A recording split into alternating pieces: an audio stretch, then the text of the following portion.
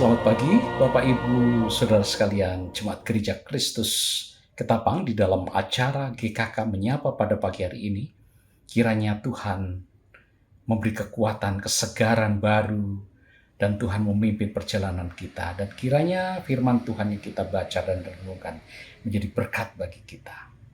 2 Korintus pasal 10 ayat 12 sampai 18. Izinkan saya membaca bagian terakhir firman Tuhan 17 dan 18. Tetapi barang siapa bermegah, hendaklah ia bermegah di dalam Tuhan. Sebab bukan orang yang memuji diri yang tahan uji, melainkan orang yang dipuji oleh Tuhan. Mari kita berdoa. Tuhan, kiranya Engkau menyinari kami dengan rahmat-Mu dan memberkati kami dengan kasih-Mu, dan firman-Mu menjadi terang bagi hidup dan perjalanan kami. Tuntun dan sertai kami. Dalam nama Tuhan Yesus kami berdoa. Amin. Saudara, dari bacaan ini kita bisa melihat tentang larangan membanding-bandingkan diri. Kalau kita lihat bagian belakang tadi, Paulus menolak membandingkan dirinya dengan rasul palsu. Membandingkan diri dengan orang lain adalah tindakan bodoh karena standarnya subjektif. Allah tidak menilai kita relatif terhadap orang lain, melainkan terhadap standar yang Dia buat. Saudara, lihat ujian dari Tuhan bukan dari diri sendiri. Orang yang tahan uji, artinya disetujui, bukanlah orang yang memuji diri, melainkan orang yang dipuji Tuhan. Saudara, itu penting dari bagian ini. Kalau kita lihat dari ayat-ayat ini, kita bisa belajar. Hendaklah kita bermegah dan bermegah di dalam Tuhan. Saudara, Paulus mengutip dalam Yeremia pasal 9 ayat 23-24 di dalam Perjanjian Lama, bahwa Allah mengecam 3 kebanggaan manusia: hikmat, kekuatan, dan kekayaan. Kebanggaan satu-satunya diizinkan Allah adalah mengenal dan mengerti bahwa Allah adalah Tuhan yang setia. Puji Tuhan, kalau kita hari ini bermegah dalam Tuhan, artinya menempatkan identitas dan nilai sepenuhnya hanya pada karya Kristus, bukan pada prestasi, bukan pada karisma dan pengakuan manusia. Kalau kita lihat, Paulus tadi sekali lagi mengkontraskan dengan rasul palsu yang memuji diri sendiri. Mereka bangga dengan kefasihan, bangga dengan rekomendasi, hasil pelayanannya diukur secara lahiriah. Sebaliknya, saudara, harusnya anak-anak Tuhan, pelayan-pelayan Tuhan, bermegah di dalam Tuhan. Artinya salib adalah satu-satunya dasar kebanggaan. Kalau kita lihat Galatia pasal 6:14, janganlah aku bermegah selain dari salib Tuhan kita, Yesus Kristus. Artinya, saudara, ketika pelayanan kita berhasil, akui itu sebagai anugerah Tuhan, bukan kehebatan kita. Ketika pun kita gagal, tetap bangga karena Tuhan tidak berubah. Dan kebanggaan semacam ini menghancurkan kesombongan dan membangun kerendahan hati. Sebab bukan orang yang memuji diri yang tahan uji, melainkan orang yang dipuji Tuhan. Ayat 18. Artinya tahan uji, dokimos, berarti itu ujian, penempaan logam. Emas diuji dengan api untuk melihat kemurniannya. Saudara, ujian bukan hanya kesulitan, tetapi penilaian akhir Allah pada hari penghakiman. Orang yang tahan uji adalah orang yang lulus ujian, bukan ujian opini publik, tetapi pujian dari Allah. Saudara, kalau orang memuji diri, kadang-kadang mengukur standar manusia, berorientasi pada pengakuan publik, hasilnya sementara dan bias. Contohnya adalah rasul-rasul palsu yang membawa surat-surat rekomendasi. Tapi orang yang dipuji Tuhan adalah dinilai dalam standar Allah, berorientasi dengan kesetiaan diam-diam, hasilnya kekal dan sempurna. Itulah Paulus yang mengandalkan panggilan Tuhan. Saudara, kita tidak bisa memuji diri dan dipuji secara bersamaan.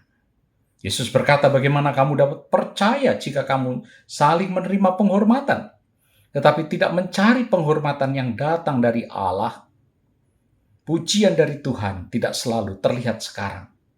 Kadang-kadang Paulus dihina, dipenjara, bahkan dianggap tidak layak. Tetapi dikatakan pada hari itu setiap orang akan menerima pujian dari Allah. Saudara, kalau kita lihat ayat selanjutnya, manusia membandingkan diri dengan manusia, itu salah. Tapi Allah arahkan supaya kebanggaan kita hanya kepada Tuhan. Bagaimana dengan kita? Di dalam pelayanan kita, apa motif kita melayani? Mengapa kita melayani? Apakah ingin dipuji atau ingin menyenangkan Tuhan? Hentikan kompetisi rohani. Jangan bandingkan jumlah jemaat, like, pengikut, dan orang lain. Temukan kepuasan dalam identitas Kristus, bukan gelar, sukses, atau reputasi. Dan suatu hari jikalau kita dikritik, kita hadapi dengan tenang. Orang yang dipuji Allah bermegah hanya di dalam Tuhan, hanya karena pujian darinya yang abadi. Saudara, dua ayat ini adalah kunci kerendahan hati sejati, pembebasan dari kecemasan akan pandangan orang lain. Saudara-saudara yang kekasih, hendaklah kita bermegah dalam panggilan, bukan keberhasilan. Bermegah berarti kita juga menghentikan kompetisi antar sesama pelayan. Jangan kita juga mencari pujian yang sia-sia, atau mungkin dari jemaat. Ya, kadang-kadang kita sebagai hamba Tuhan tergoda untuk menyenangkan jemaat agar dipuji. Khotbahnya bagus, Pak. Ya, apakah Anda tetap setia memberitakan kebenaran yang keras, pertobatan, salib, pengampunan, meski itu tidak populer? Itulah yang akan mendatangkan pujian bagi Tuhan. Jika kita peduli dengan reputasi di mata manusia, kita tidak tahan uji. Biarlah Tuhan yang memuji kita. Saudara yang kekasih, itu penting bagi kita. Hadapi semua kritik-kritik dengan tenang, dan jadikan salib hanya satu-satunya materi khotbah kita. Kita terus memberitakan salib seperti Paulus. Kebanggaan kita hanya salib Kristus. Bagaimana motivasi pelayanan kita secara rutin? Apakah saya melayani karena takut kehilangan reputasi? Apakah saya lebih senang dipuji dan disukai Tuhan? Jika semua orang meninggalkan saya, apakah saya masih akan melayani Tuhan? Itu menjadi pertanyaan bagi kita. Dan akhirnya, saudara, pelayanan yang tahan uji bukanlah yang paling ramai, tetapi paling setia. Dikerjakan dengan mata tertuju kepada Tuhan, bukan pada penonton. Akhirnya Paulus katakan, dalam akhir hidupnya, aku telah mengakhiri pertandingan yang baik.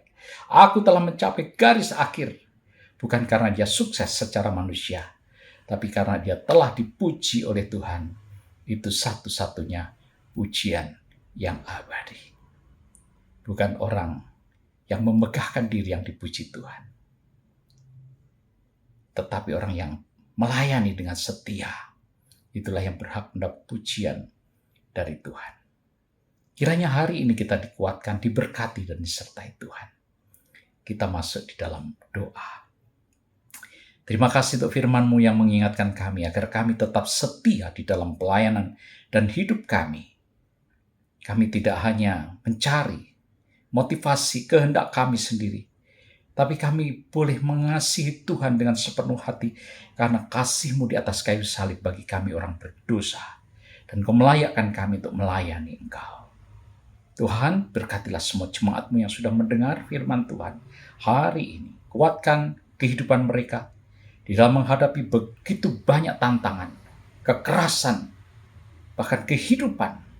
Tuhan, tolonglah berikan jalan keluar, kekuatan, sukacita di dalam kami melayani Tuhan. Mari Tuhan, Kau menyertai kami, mari Tuhan Kau membimbing kami, dan Tuhan memberkati kami sepanjang hari ini. Yang lemah Tuhan kuatkan, yang sakit Tuhan beri kesembuhan, yang tawar hati Tuhan jamah hatinya, supaya mereka kembali di dalam hidup dan pelayanan kepada Tuhan. Di dalam nama Tuhan Yesus kami berdoa. Amin. Kiranya Tuhan memberkati kita dan Tuhan beserta dengan kita. Amin.